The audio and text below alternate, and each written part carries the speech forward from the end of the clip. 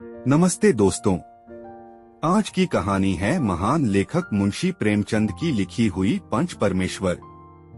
एक ऐसी दिलचस्प कहानी जो दोस्ती, ईमानदारी और इंसाफ की गहराई को बहुत ही खूबसूरती से दर्शाती है। चलिए शुरू करते हैं आज की यह अनोखी कहानी। जुम्मन शेख और अलगू चौधरी में गाढ़ी मित्रता थी। साझे में खेती होती थी, कुछ लेन देन में भी साझा था। एक को दूसरे पर अटल विश्वास था। जुम्मन जब हज करने गए थे तब अपना घर अलगू को सौंप गए थे और अलगू जब कभी बाहर जाते तो जुम्मन पर अपना घर छोड़ देते थे। उनमें न खान पान का व्यवहार था, न धर्म का नाता, केवल विचार मिलते थे। मित्रता का मूल मंत्र भी यही है। इस मित्रता का जन्म उसी समय हुआ जब दोनों मित्र बालक ही थे और जुम्मन के पूज्य पिता जुमराती उन्हें शिक्षा प्रदान करते थे। अलगू ने गुरुजी की बहुत सेवा की थी। खूब रकाबिया माझी, खूब प्याले धोए। उनका हुक्का एक क्षण के लिए भी विश्राम न लेने पाता था, क्योंकि प्रत्येक चिलम अलगू को आधे घंटे तक किताबों से अलग कर देती थी। अलगू के पिता पुराने विचारों के मनुष्य थे। उन्हें शिक्षा की अपेक्षा गुरु की सेवा शुश्रूषा पर अधिक विश्वास था। वह कहते थे कि विद्या पढ़ने से नहीं आती, जो कुछ होता है गुरु के आशीर्वाद से। बस गुरुजी की कृपा दृष्टि चाहिए। अतएव यदि अलगू पर जुमराती शेख के आशीर्वाद अथवा सत्संग का कुछ फल न हुआ तो यह मानकर संतोष कर लेगा कि विद्योपार्जन में उसने यथाशक्ति कोई बात उठा नहीं रखी। विद्या उसके भाग्य ही में न थी तो कैसे आती। मगर जुमराती शेख स्वयं आशीर्वाद के कायल न थे। उन्हें अपने सोटे पर अधिक भरोसा था और उसी सोटे के प्रताप से आज आसपास के गांवों में जुम्मन की पूजा होती थी। उनके लिखे हुए रेहननामे या बैनामे पर कचहरी का मुहर्रिर भी कलम न उठा सकता था। हल्के का डाकिया, कांस्टेबल और तहसील का चपरासी सब उनकी कृपा की आकांक्षा रखते थे। अतएव अलगू का मान उनके धन के कारण था, तो जुम्मन शेख अपनी अनमोल विद्या से ही सबके आदर पात्र बने थे। जुम्मन शेख की एक बूढ़ी काला मौसी थी। उनके पास कुछ थोड़ी सी मिल्कियत थी, परंतु उसके निकट संबंधियों में कोई न था। जुम्मन ने लंबे चौड़े वादे करके वह मिल्कियत अपने नाम लिखवा ली थी। जब तक दानपत्र की रजिस्ट्री न हुई थी तब तक कालाजान का खूब आदर सत्कार किया गया। उन्हें खूब स्वादिष्ट पदार्थ खिलाए गए। हलवे पुलाव की वर्षासी की गई, पर रजिस्ट्री की मोहर ने इन खातिरदारियों पर भी मानो मुहर लगा दी। जुम्मन की पत्नी करीमन रोटियों के साथ कड़वी बातों के कुछ तेज तीखे सालन भी देने लगी। जुम्मन शेख भी निष्ठुर हो गए। अब बेचारी कालाजान को प्रायः नित्य ही ऐसी बातें सुननी पड़ती थीं। बुढ़िया न जाने कब तक जिएगी। 2-3 बीघे उसर क्या दे दिया, मानो मोल ले लिया है। बघारी दाल के बिना रोटियां नहीं उतरती। जितना रुपया इसके पेट में झोंक चुके उतने से तो अब तक गांव मोल ले लेते। कुछ दिन कालाजान ने सुना और सहा, पर जब न सहा गया तब जुम्मन से शिकायत की। जुम्मन ने स्थानीय कर्मचारी गृहस्वामी के प्रबंध में दखल देना उचित न समझा। कुछ दिन तक और यूं ही रोध होकर काम चलता रहा। अंत में एक दिन काला ने जुम्मन से कहा, बेटा, तुम्हारे साथ मेरा निर्वाह न होगा। तुम मुझे रुपए दे दिया करो, मैं अपना पका खा लूंगी। जुम्मन ने धृष्टता के साथ उत्तर दिया, रुपए क्या यहाँ फलते हैं? काला ने नम्रता से कहा, मुझे कुछ रूखा सूखा चाहिए भी कि नहीं। जुम्मन ने गंभीर स्वर से जवाब दिया, तो कोई यह थोड़े ही समझा था कि तुम मौत से लड़कर आई हो। काला बिगड़ गई। उन्होंने पंचायत करने की धमकी दी। जुम्मन हंसे, जिस तरह कोई शिकारी हिरन को जाल की तरफ जाते देखकर मन ही मन हंसता है। वह बोले, हाँ जरूर पंचायत करो, फैसला हो जाए। मुझे भी यह रात दिन की खटखट पसंद नहीं। पंचायत में किसकी जीत होगी, इस विषय में जुम्मन को कुछ भी संदेह न था। आसपास के गांवों में ऐसा कौन था जो उसके अनुग्रहों का ऋणी न हो। ऐसा कौन था जो उसको शत्रु बनाने का साहस कर सके? किसमें इतना बल था जो उसका सामना कर सके? आसमान के फरिश्ते तो पंचायत करने आवेंगे नहीं। इसके बाद कई दिन तक बूढ़ी काला हाथ में एक लकड़ी लिए आसपास के गांवों में दौड़ती रही। कमर झुककर कमान हो गई थी। एक एक पग चलना दूभर था, मगर बात आ पड़ी थी। उसका निर्णय करना जरूरी था। बिरला ही कोई भला आदमी होगा जिसके सामने बुढ़िया ने दुहक के आंसू न बहाए हों। किसी ने तो यूं ही ऊपरी मन से हुआ करके टाल दिया और किसी ने इस अन्याय पर जमाने को गालियां दी। कहा कब्र में पाव लटके हुए हैं, आज मरे कल दूसरा दिन, पर हवस नहीं मानती। अब तुम्हें क्या चाहिए? रोटी खाओ और अल्लाह का नाम लो। तुम्हें अब खेतीबाड़ी से क्या काम है? कुछ ऐसे सज्जन भी थे जिन्हें हास्यरस के रसास्वादन का अच्छा अवसर मिला। झुकी हुई कमर, पोपला मुंह, सनके से बाल, इतनी सामग्री एकत्र हो तब हंसी क्यों न आवे।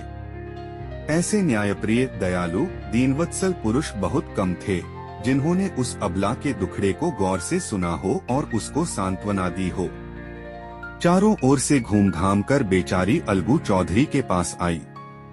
लाठी पटक दी और दम लेकर बोली, बेटा तुम भी दम भर के लिए मेरी पंचायत में चले आना।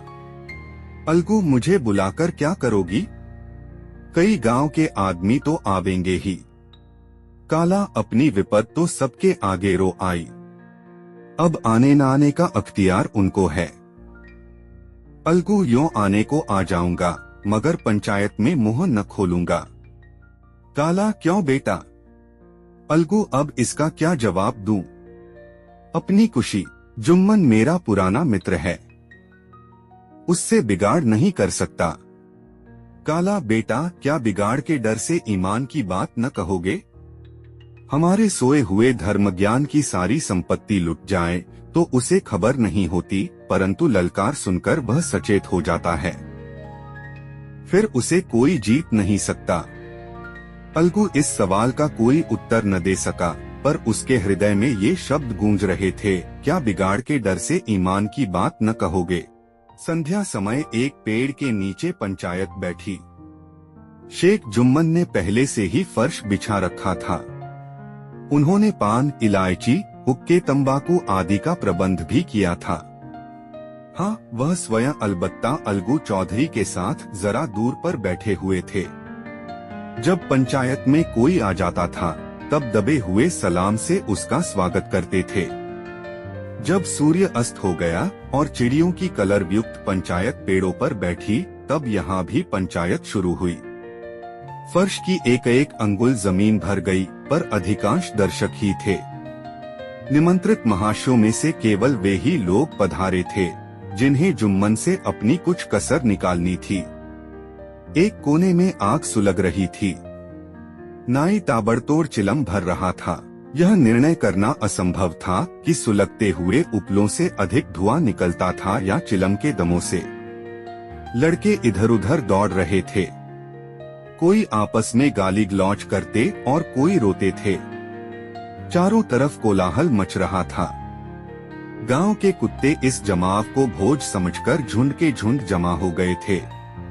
पंच लोग बैठ गए तो बूढ़ी काला ने उनसे विनती की, पंचों, आज 3 साल हुए मैंने अपनी सारी जायदाद अपने भांजे जुम्मन के नाम लिख दी थी। इसे आप लोग जानते ही होंगे। जुम्मन ने मुझे ताहियात रोटी पड़ा देना कबूल किया। साल भर तो मैंने इसके साथ रो धोकर काटा, पर अब रात दिन का रोना नहीं सहा जाता। मुझे न पेट की रोटी मिलती है न तन का कपड़ा। बेकस बेवा हूँ, कचहरी दरबार नहीं कर सकती। तुम्हारे सिवा और किसको अपना दुहक सुनाऊं?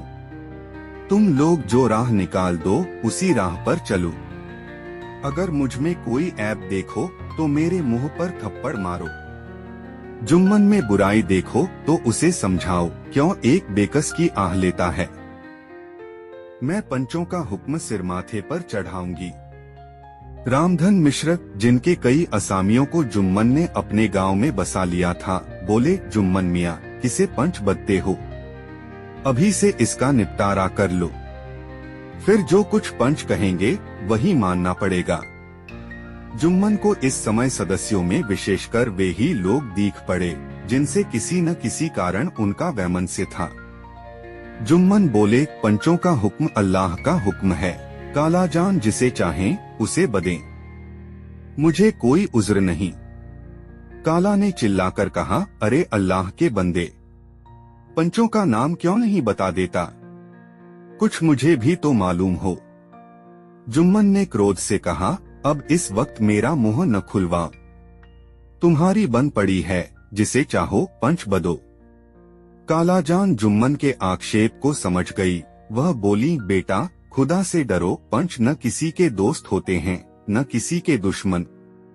कैसी बात कहते हो? और तुम्हारा किसी पर विश्वास न हो तो जाने दो, अलगू चौधरी को तो मानते हो, लो मैं उन्हीं को सरपंच बदती हूँ।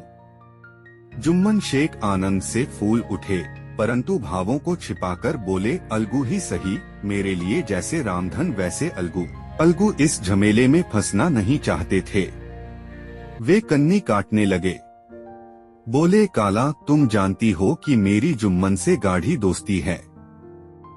काला ने गंभीर स्वर में कहा, बेटा दोस्ती के लिए कोई अपना ईमान नहीं बेचता, पंच के दिल में खुदा बसता है। पंचों के मुंह से जो बात निकलती है वह खुदा की तरफ से निकलती है। अलगू चौधरी सरपंच हुए। रामधन मिश्र और जुम्मन के दूसरे विरोधियों ने बुढ़िया को मन में बहुत कोसा। अलगू चौधरी बोले, शेख जुम्मन, हम और तुम पुराने दोस्त हैं। जब काम पड़ा तुमने हमारी मदद की है और हम भी जो कुछ बन पड़ा तुम्हारी सेवा करते रहे हैं, मगर इस समय तुम और बूढ़ी काला दोनों हमारी निगाह में बराबर हो। तुमको पंचों से जो कुछ अर्ज करनी हो करो। जुम्मन को पूरा विश्वास था कि अब बाजी मेरी है। अलगू यह सब दिखावे की बातें कर रहा है। अतएव शांतचित्त होकर बोले, पंचों 3 साल हुए कालाजान ने अपनी जायदाद मेरे नाम हिब्बा कर दी थी। मैंने उन्हें ताहियात खाना पड़ा देना कबूल किया था। खुदा गवाह है, आज तक मैंने कालाजान को कोई तकलीफ नहीं दी। मैं उन्हें अपनी माँ के समान समझता हूँ। उनकी खिदमत करना मेरा फर्ज है, मगर औरतों में जरा अनबन रहती है, उसमें मेरा क्या बस है। कालाजान मुझसे माहवार कर्ज अलग मांगती हैं। जायदाद जितनी है वह पंचों से छिपी नहीं। उससे इतना मुनाफा नहीं होता है कि माहवार कर्ज दे सकूं। इसके अलावा हिब्बानामे में माहवार कर्ज का कोई जिक्र नहीं तो मैं भूलकर भी इस झमेले में न पड़ता। बस मुझे यही कहना है। आइंदा पंचों का अख्तियार है, जो फैसला चाहें करें। अलगू चौधरी को हमेशा कचहरी से काम पड़ता था, अतएव वह पूरा कानूनी आदमी था। उसने जुम्मन से जिरह शुरू की। एक एक प्रश्न जुम्मन के हृदय पर हथौड़े की चोट की तरह पड़ता था। रामधन मिश्र इन प्रश्नों पर मुग्ध हुए जाते थे। जुम्मन चकित थे कि अलगू को क्या हो गया। अभी यह अलगू मेरे साथ बैठा हुआ कैसी कैसी बातें कर रहा था। इतनी ही देर में ऐसी काया पलट हो गई कि मेरी जड़ खोदने पर तुला हुआ है। न मालूम कब की कसर यह निकाल रहा है। क्या इतने दिनों की दोस्ती कुछ भी काम न आवेगी? जुम्मन शेख तो इसी संकल्प विकल्प में पड़े हुए थे कि इतने में अलगू ने फैसला सुनाया। जुम्मन शेख, पंचों ने इस मामले पर विचार किया। उन्हें यह नीतिसंगत मालूम होता है कि कालाजान को माहवार कर्ज दिया जाए। हमारा विचार है कि काला की जायदाद से इतना मुनाफा अवश्य होता है कि माहवार कर्ज दिया जा सके। बस यही हमारा फैसला है। अगर जुम्मन को कर्ज देना मंजूर न हो तो हिब्बानामा रद्द समझा जाए। यह फैसला सुनते ही जुम्मन सन्नाटे में आ गए। जो अपना मित्र हो वह शत्रु का व्यवहार करे और गले पर छुरी फेरे, इसे समय के हेरफेर के सिवा और क्या कहें। जिस पर पूरा भरोसा था उसने समय पड़ने पर धोखा दिया। ऐसे ही अवसरों पर झूठे सच्चे मित्रों की परीक्षा की जाती है। यही कलयुग की दोस्ती है। अगर लोग ऐसे कपटी धोखेबाज न होते तो देश में आपत्तियों का प्रकोप क्यों होता। यह हैजा प्लेग आदि व्याधियां दुष्कर्मों के ही दंड हैं। मगर रामधन मिश्र और अन्य पंच अलगू चौधरी की इस नीतिपरायणता की प्रशंसा जी खोलकर कर रहे थे। वे कहते थे, इसका नाम पंचायत है। दूध का दूध और पानी का पानी कर दिया। दोस्ती दोस्ती की जगह है, किंतु धर्म का पालन करना मुख्य है। ऐसे ही सत्यवादियों के बल पर पृथ्वी ठहरी है, नहीं तो वह कब की रसातल को चली जाती। इस फैसले ने अलगू और जुम्मन की दोस्ती की जड़ हिला दी। अब वे साथ साथ बातें करते नहीं दिखाई देते। इतना पुराना मित्रतारूपी वृक्ष सत्य का एक झोंका भी न सह सका। सचमुच वह बालू की ही जमीन पर खड़ा था। उनमें अब शिष्टाचार का अधिक व्यवहार होने लगा। एक दूसरे की आवभगत ज्यादा करने लगे। वे मिलते जुलते थे, मगर उसी तरह जैसे तलवार से ढाल मिलती है। जुम्मन के चित्त में मित्र की कुटिलता आठों पहर खटका करती थी। उसे हर घड़ी यही चिंता रहती थी कि किसी तरह बदला लेने का अवसर मिले। अच्छे कामों की सिद्धि में बड़ी देर लगती है, पर बुरे कामों की सिद्धि में यह बात नहीं होती। जुम्मन को भी बदला लेने का अवसर जल्द ही मिल गया। पिछले साल अलगू चौधरी बटेसर से बैलों की एक बहुत अच्छी गोई मोल लाए थे। बैल पछाही जाति के सुंदर बड़े बड़े सींगों वाले थे। महीनों तक आसपास के गांव के लोग दर्शन करते रहे। दैवयोग से जुम्मन की पंचायत के 1 महीने के बाद इस जोड़ी का एक बैल मर गया। जुम्मन ने दोस्तों से कहा, यह दगाबाजी की सजा है। इंसान सब्र भले ही कर जाए, पर खुदा नेक-ओ-बद सब देखता है। अलगू को संदेह हुआ कि जुम्मन ने बैल को विष दिला दिया है। चौधराइन ने भी जुम्मन पर ही इस दुर्घटना का दोषारोपण किया। उसने कहा, जुम्मन ने कुछ करकरा दिया है। चौधराइन और करीमन में इस विषय पर एक दिन खूब ही वाद विवाद हुआ।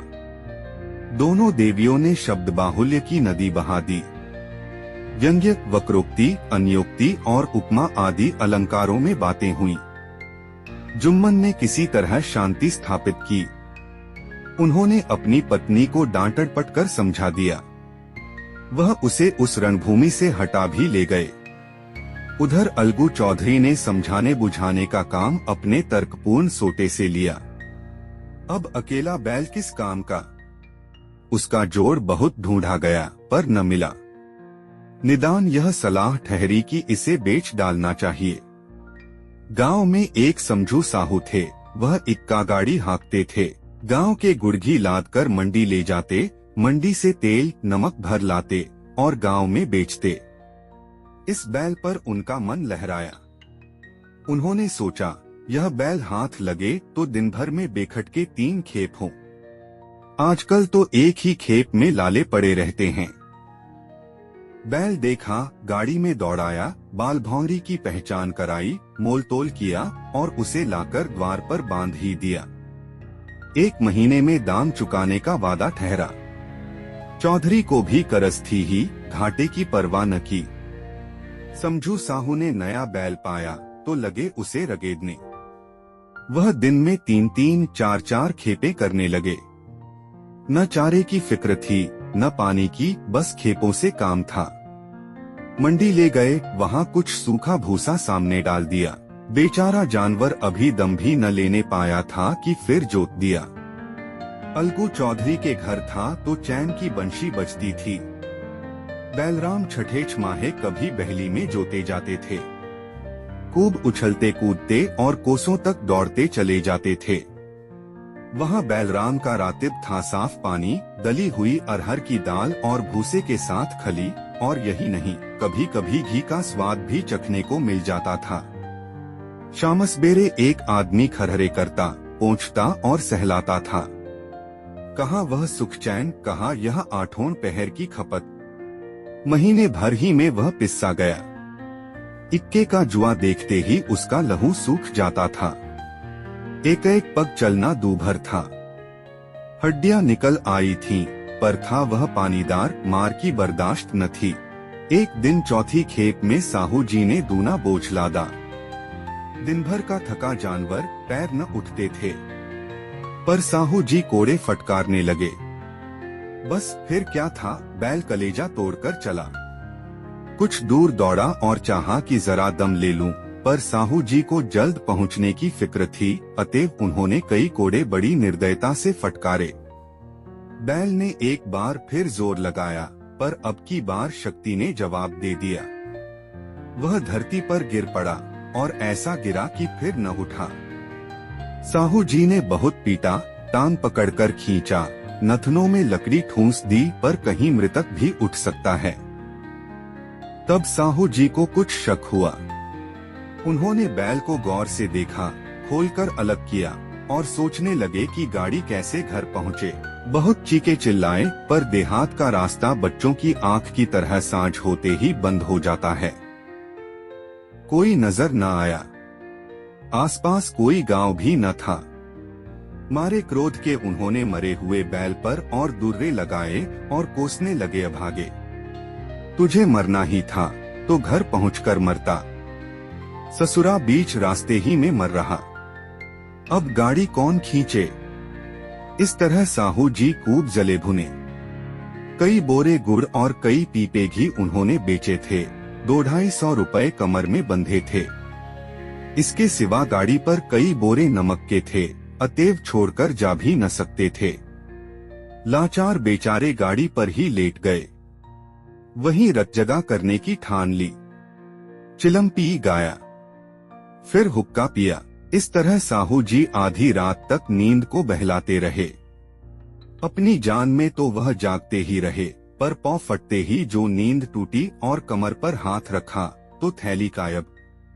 घबराकर इधर उधर देखा तो कई कनस्तर तेल भी नदारद। अफसोस में बेचारे ने सिर पीट लिया और पछाड़ खाने लगा। प्रातःकाल रोते बिलखते घर पहुँचे। सहुआइन ने जब यह बुरी सुनावनी सुनी तब पहले तो रोई, फिर अलगू चौधरी को गालियां देने लगी। निगोड़े ने ऐसा कुलच्छनी बैल दिया कि जन्म भर की कमाई लुट गई। इस घटना को हुए कई महीने बीत गए। अलगू जब अपने बैल के दाम मांगते तब साहू और सहुआइन दोनों ही झल्लाए हुए कुत्ते की तरह चढ़ बैठते और अंडबंड बकने लगते। वाह, यहाँ तो सारे जन्म की कमाई लुट गई, सत्यानाश हो गया, इन्हें दामों की पड़ी है। मुर्दा बैल दिया था, उस पर दाम मांगने चले हैं। आंखों में धूल झोंक दी, सत्यानाशी बैल गले बांध दिया, हमें निरा पोंगा ही समझ लिया है। हम भी बनिए के बच्चे हैं, ऐसे बुद्धू कहीं और होंगे। पहले जाकर किसी गड्ढे में मुंह धो आओ, तब दाम लेना। न जी मानता हो तो हमारा बैल खोल ले जाओ। महीना भर के बदले 2 महीना जोत लो। और क्या लोगे? चौधरी के अशुभ चिंतकों की कमी न थी। ऐसे अवसरों पर वे भी एकत्र हो जाते और साहू जी के बर्राने की पुष्टि करते। परंतु 150 रुपए से इस तरह हाथ धो लेना आसान न था। एक बार वह भी गरम पड़े।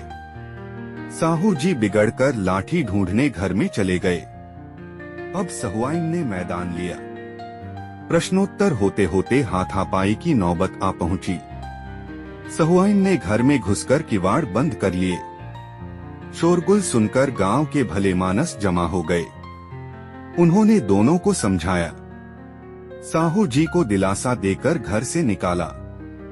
वह परामर्श देने लगे कि इस तरह से काम न चलेगा। पंचायत कर लो, जो कुछ तय हो जाए उसे स्वीकार कर लो। साहू जी राजी हो गए। अलगू ने भी हामी भर ली।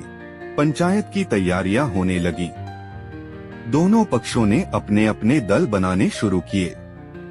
इसके बाद तीसरे दिन उसी वृक्ष के नीचे पंचायत बैठी।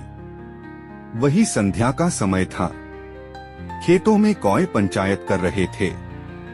विवादग्रस्त विषय था यह कि मटर की फलियों पर उनका कोई स्वत्व है या नहीं, और जब तक यह प्रश्न हल न हो जाए तब तक वे रखवाले की पुकार पर अपनी अप्रसन्नता प्रकट करना आवश्यक समझते थे। पेड़ की डालियों पर बैठी शुकमंडली में यह प्रश्न छिड़ा हुआ था कि मनुष्यों को उन्हें बेमुरौवत कहने का क्या अधिकार है, जब उन्हें स्वयं अपने मित्रों से दगा करने में भी संकोच नहीं होता। पंचायत बैठ गई तो रामधन मिश्र ने कहा, अब देरी क्या है, पंचों का चुनाव हो जाना चाहिए। बोलो चौधरी, किस किस को पंच बदते हो? अलगू ने दीन भाव से कहा, समझू साहू ही चुन लें। समझू खड़े हुए और कड़क कर बोले, मेरी ओर से जुम्मन शेख। जुम्मन का नाम सुनते ही अलगू चौधरी का कलेजा धक धक करने लगा, मानो किसी ने अचानक थप्पड़ मार दिया हो। रामधन अलगू के मित्र थे, वह बात को ताड़ गए। पूछा, क्यों चौधरी, तुम्हें कोई उज़्र तो नहीं? चौधरी ने निराश होकर कहा, नहीं, मुझे क्या उज़्र होगा। अपने उत्तरदायित्व का ज्ञान बहुधा हमारे संकुचित व्यवहारों का सुधारक होता है। जब हम राह भूलकर भटकने लगते हैं, तब यही ज्ञान हमारा विश्वसनीय पथ प्रदर्शक बन जाता है। पत्र संपादक अपनी शांति कुटी में बैठा हुआ कितनी धृष्टता और स्वतंत्रता के साथ अपनी प्रबल लेखनी से मंत्रिमंडल पर आक्रमण करता है, परंतु ऐसे अवसर आते हैं जब वह स्वयं मंत्रिमंडल में सम्मिलित होता है। मंडल के भवन में पग धरते ही उसकी लेखनी कितनी मर्मज्ञ, कितनी विचारशील, कितनी न्यायपरायण हो जाती है। इसका कारण उत्तरदायित्व का ज्ञान है। नवयुवक युवावस्था में कितना उद्दंड रहता है, माता पिता उसकी ओर से कितने चिंतित रहते हैं। वे उसे कुलकलंक समझते हैं, परंतु थोड़े ही समय में परिवार का बोझ सिर पर पड़ते ही वह अव्यवस्थित चित्त उन्मत्त युवक कितना धैर्यशील, कैसा शांतचित्त हो जाता है। यह भी उत्तरदायित्व के ज्ञान का फल है। जुम्मन शेख के मन में भी सरपंच का उच्च स्थान ग्रहण करते ही अपनी जिम्मेदारी का भाव पैदा हुआ। उसने सोचा, मैं इस वक्त न्याय और धर्म के सर्वोच्च आसन पर बैठा हूँ। मेरे मुंह से इस समय जो कुछ निकलेगा वह देववाणी के सदृश है और देववाणी में मेरे मनोविकारों का कदापि समावेश न होना चाहिए। मुझे सत्य से जौ भर भी टलना उचित नहीं। पंचों ने दोनों पक्षों से सवाल जवाब करने शुरू किए। बहुत देर तक दोनों दल अपने अपने पक्ष का समर्थन करते रहे। इस विषय में तो सब सहमत थे कि समझू को बैल का मूल्य देना चाहिए, परंतु दो महाशय इस कारण रियायत करना चाहते थे कि बैल के मर जाने से समझू को हानि हुई। इसके प्रतिकूल दो सभ्य मूल के अतिरिक्त समझू को दंड भी देना चाहते थे, जिससे फिर किसी को पशुओं के साथ ऐसी निर्दयता करने का साहस न हो। अंत में जुम्मन ने फैसला सुनाया, अलगू चौधरी और समझू साहू, पंचों ने तुम्हारे मामले पर अच्छी तरह विचार किया। समझू को उचित है कि बैल का पूरा दाम दें। जिस वक्त उन्होंने बैल लिया उसे कोई बीमारी न थी। अगर उसी समय दाम दे दिए जाते तो आज समझू उसे फेर लेने का आग्रह न करते। बैल की मृत्यु केवल इस कारण हुई कि उससे बड़ा कठिन परिश्रम लिया गया और उसके दाने चारे का कोई अच्छा प्रबंध न किया गया। रामधन मिश्र बोले, समझू ने बैल को जानबूझकर मारा है, अतएव उससे दंड लेना चाहिए। जुम्मन बोले, यह दूसरा सवाल है, हमको इससे कोई मतलब नहीं। झगड़ू साहू ने कहा, समझू के साथ कुछ रियायत होनी चाहिए। जुम्मन बोले, यह अलगू चौधरी की इच्छा पर निर्भर है। यह रियायत करें तो उनकी भलमनसी।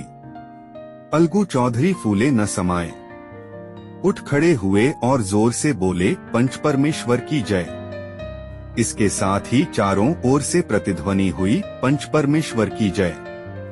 प्रत्येक मनुष्य जुम्मन की नीति को सराहता था। इसे कहते हैं न्याय। यह मनुष्य का काम नहीं, पंच में परमेश्वर वास करते हैं, यह उन्हीं की महिमा है। पंच के सामने खोटे को कौन खरा कह सकता है। थोड़ी देर बाद जुम्मन अलगू के पास आए और उनके गले लिपटकर बोले, भैया, जब से तुमने मेरी पंचायत की तब से मैं तुम्हारा प्राणघातक शत्रु बन गया था, पर आज मुझे ज्ञात हुआ कि पंच के पद पर बैठकर न कोई किसी का दोस्त होता है न दुश्मन। न्याय के सिवा उसे और कुछ नहीं सूझता। आज मुझे विश्वास हो गया कि पंच की जबान से खुदा बोलता है। अलगू रोने लगे। इस पानी से दोनों के दिलों का मैल धुल गया। मित्रता की मुरझाई हुई लता फिर हरी हो गई। तो दोस्तों, यह थी आज की पूरी कहानी। आपकी क्या राय है? कमेंट में जरूर बताइए। अगर आपको वीडियो पसंद आया हो तो इसे लाइक करें, शेयर करें और हमारे चैनल को सब्सक्राइब करना न भूलें। बेल आइकन दबाएं ताकि आपको हमारे नए वीडियो की नोटिफिकेशन सबसे पहले मिले। मिलते हैं अगले वीडियो में, तब तक के लिए जय हिंद। धन्यवाद।